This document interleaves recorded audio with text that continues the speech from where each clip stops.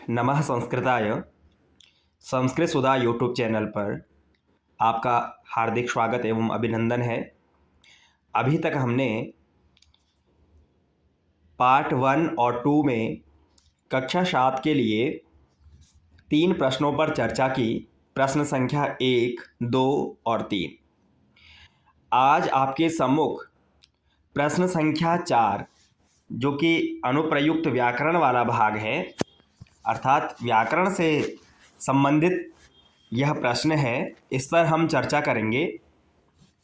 आइए छात्रों देखते हैं।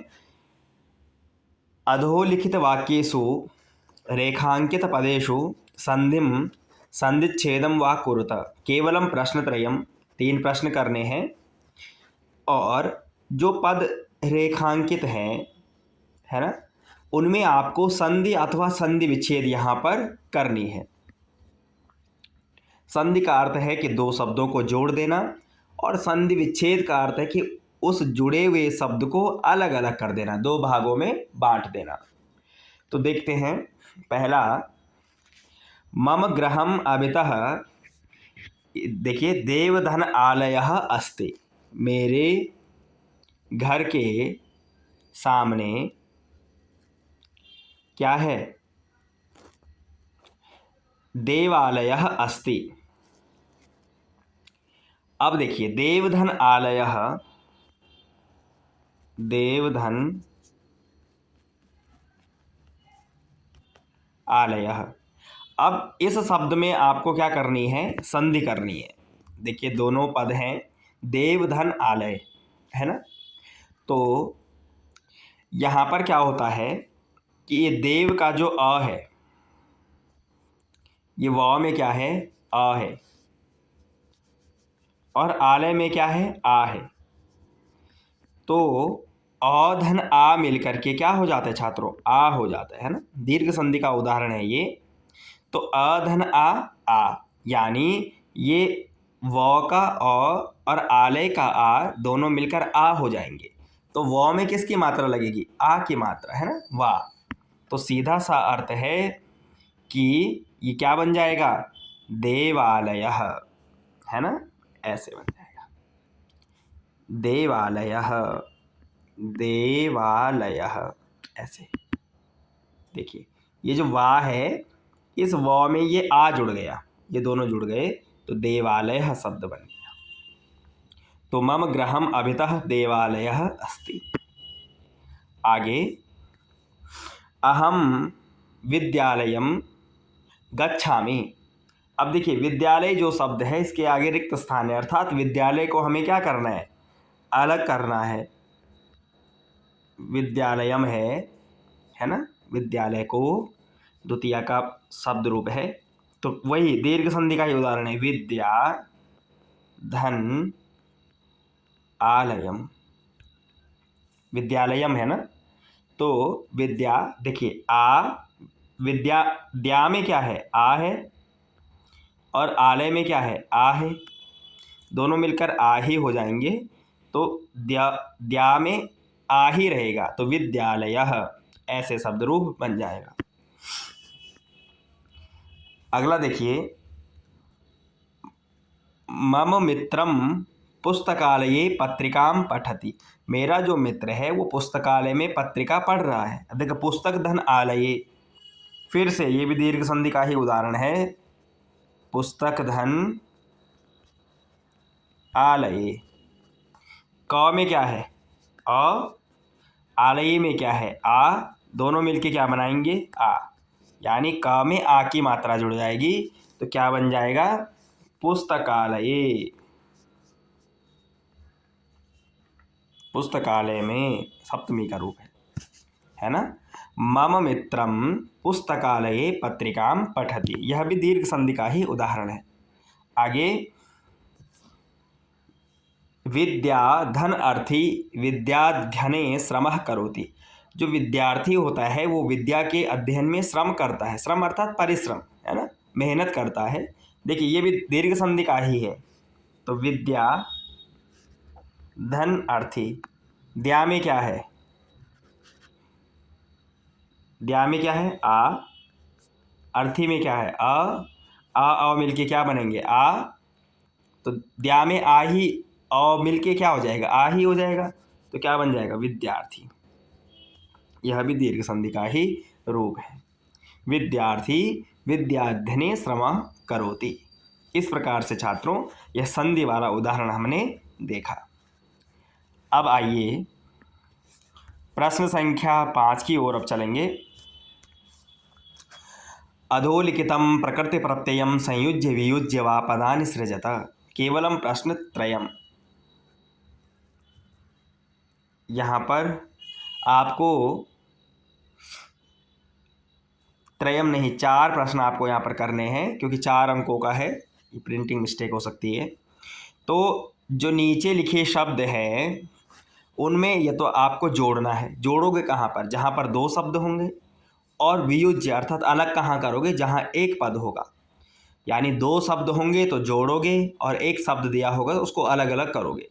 जहाँ पर जोड़ना होता है वहाँ पर बीच में प्लस का निशान दिखाई देता है। देखिए पहला, देखिए ये उपसर्ग है, यानी उपसर्ग की सहायता से आपको शब्द बनाना है और अलग करना है। तो पहला क्या है? प्रधनसारः।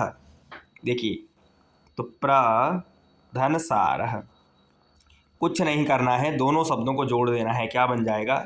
प्रसारः, है ना, यानी प्रसारित करना, फैलाना किसी चीज़ को। प्रसारः, प्र उपसर्ग है, सारः उत्तर पद उत्तर शब्द है, दोनों को जोड़ करके प्रसारः यह रूप बन गया। अगला देखिए आगच्छति। क्या है? आगच्छति।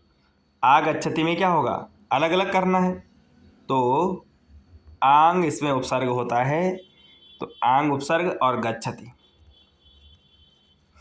आता है, तो आंग उपसर्ग और गच्छति दूसरा पद है आगच्छति, है ना। जहाँ पर आ होगा वहाँ पर उपसर्ग होता है आंग उपसर्ग, है ना। तो आंग उपसर्ग पूर्वक गच्छति शब्द से आगच्छति रूप बनता है, अर्थात आता है। तीसरा देखिए उपकारः।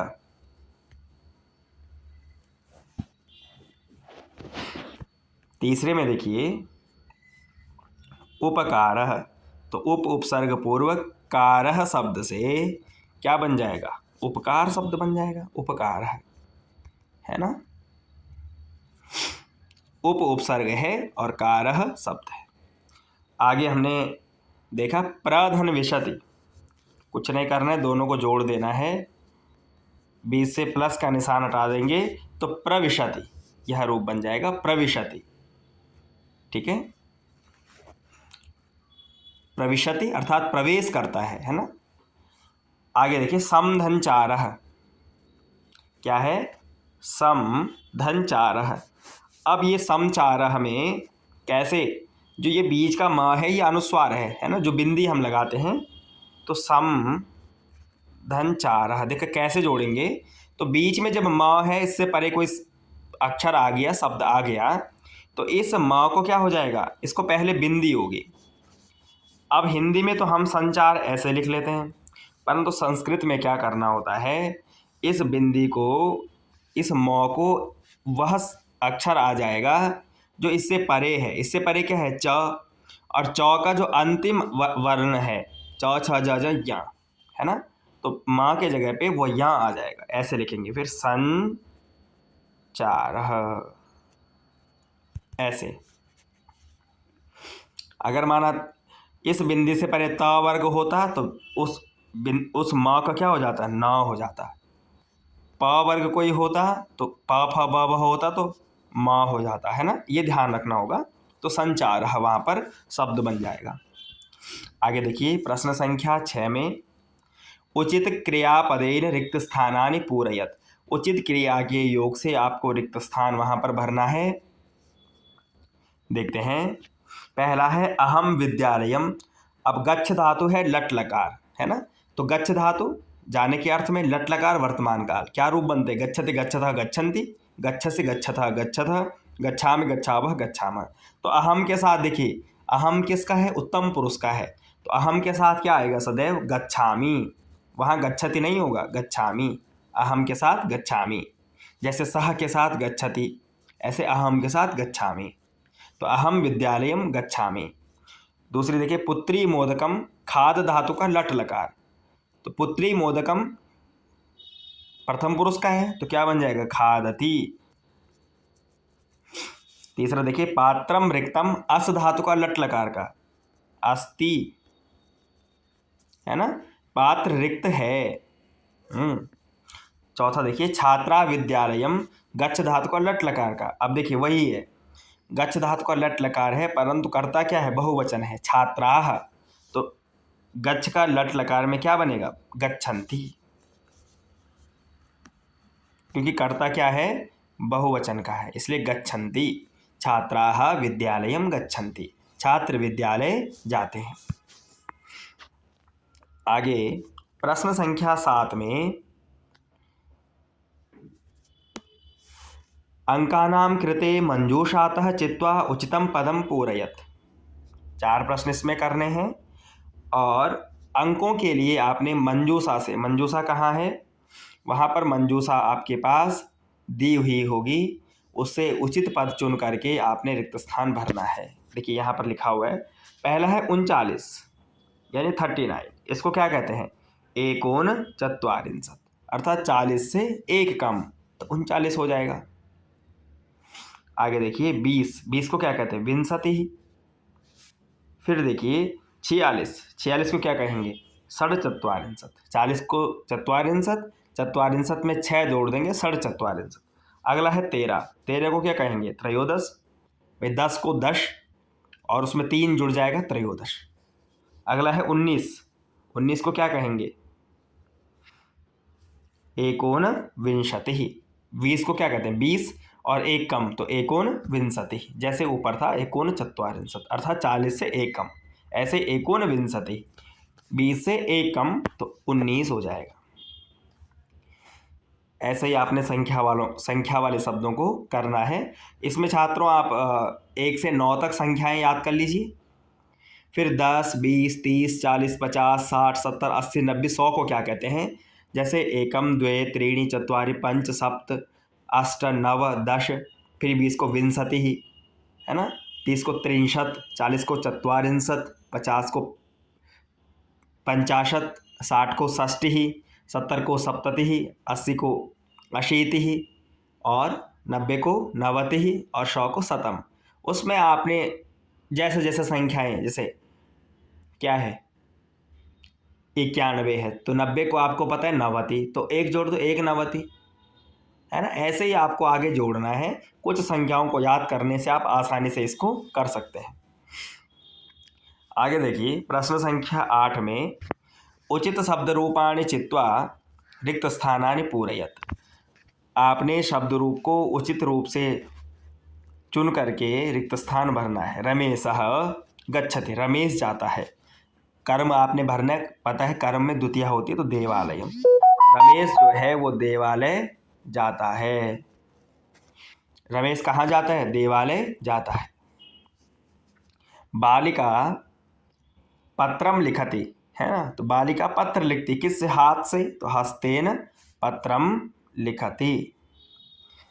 अगला देखिए सत्येन धार्यते, क्या, पृथ्वी, श्लोक पढ़ा है ना, सत्येन धार्यते पृथ्वी, सत्येन तपते रविः, सत्येन वाति वायुश्च, सर्वं सत्ये प्रतिष्ठितम्, तो सत्येन धार्यते पृथ्वी। ठीक है, इस प्रकार से ये प्रश्न संख्या 8 की है। आगे छात्रों प्रश्न संख्या 9 है, जो हमने प्रश्न संख्या जैसे 1 किया था गद्यांश को पढ़ करके, वैसे ही ये प्रश्न संख्या 9 करना है। आप गद्यांश को पढ़िए और प्रश्नों के उत्तर यहाँ पर लिखते रहिए।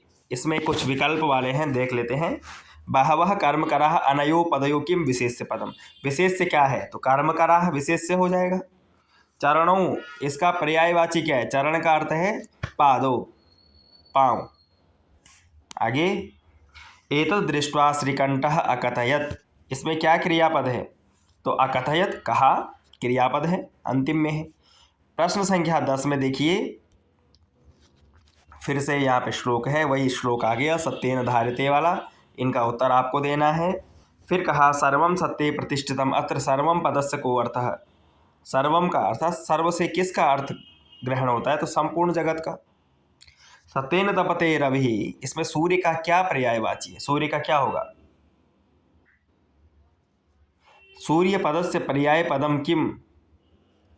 सूर्य का क्या है, रवि है ना, पर्याय शब्द। सत्येन धार्यते पृथ्वी, इसमें क्रियापद क्या है, धार्यते, धारण की जाती है। प्रश्न संख्या 11 फिर से पैराग्राफ है, आपने इसको पढ़ना है और पढ़ के उत्तर देना है ना, लिखना है इनको एक पदेन पूर्ण वाक्येन। यहाँ आ जाइए। मनः किम प्राप्तुम आकुलितुम वर्तते, अत्र पार्वत्याः पदे का विभक्ति। ये उस पाठ से संकल्प सिद्धिदायक है ना, जिसमें शिव पार्वती की कथा का संवाद था। तो पार्वत्याः इस पद में क्या विभक्ति है, पार्वत्याः मनः, पार्वती का मन क्या प्राप्त करने के लिए आकुलित था, तो षष्ठी विभक्ति है।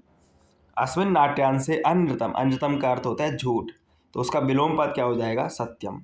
आगे देखिएगा। अहम तपः एव चरिष्यामि, इसमें अव्यय पद क्या है, तो क्या हो जाएगा अव्यय पद,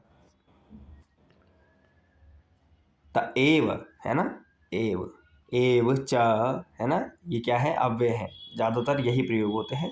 प्रश्न 12 में देखिए, श्लोक पढ़िए। पृथिव्यां त्रीणि रत्नानि जलमन्नं सुभाषितं, मूढ़े पाषाणखण्डेषु रत्नसंज्ञा विधीयते। पृथ्वी में 3 रत्न हैं, जो कौन है, जल, अन्न और सुभाषित, परंतु मूर्खों के द्वारा जो पत्थर के टुकड़े हैं उनको रत्न की संज्ञा उनमें दी जाती है, जबकि वास्तविक रूप से जो पृथ्वी में 3 रत्न हैं वह है जल, अन्न और सुभाषित। तो अब रिक्त स्थान भरना है। पृथिव्याम त्रीणि, क्या आ जाएगा पहले, रत्नानि, यहाँ पर क्या आएगा, रत्नानि। जलम, यहाँ पे क्या आ जाएगा, अन्नम,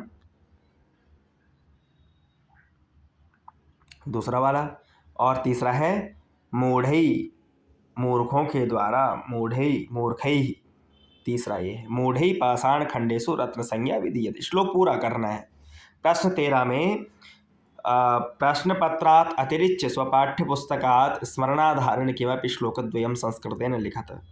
इस पाठ्य पुस्तक में जो श्लोक ना आया हो, नहीं, हाँ, अर्थात पाठ्य प्रश्न पत्र का श्लोक आपने इसमें नहीं लिखना है। जो श्लोक आपके प्रश्न पत्र में लिख दिया गया है, जैसे पृथिव्याम त्रीणि यहाँ पे लिखा है, सत्येन धार्यते वाला है, ये आपको नहीं लिखना है। अपने स्मरण के आधार पर इनके अलावा कोई यहाँ पर आपको 2 श्लोक करने हैं, 4 नंबर का है। तो छात्रों, आपको श्लोक कंठस्थ करने भी आवश्यक हैं, उनको स्मरण कर लीजिए। 2 श्लोक आपको यहाँ पर लिखने हैं। इस प्रकार आपको अपना प्रश्न पत्र बड़ी सरलता के साथ में यह हल करना है। धन्यवाद।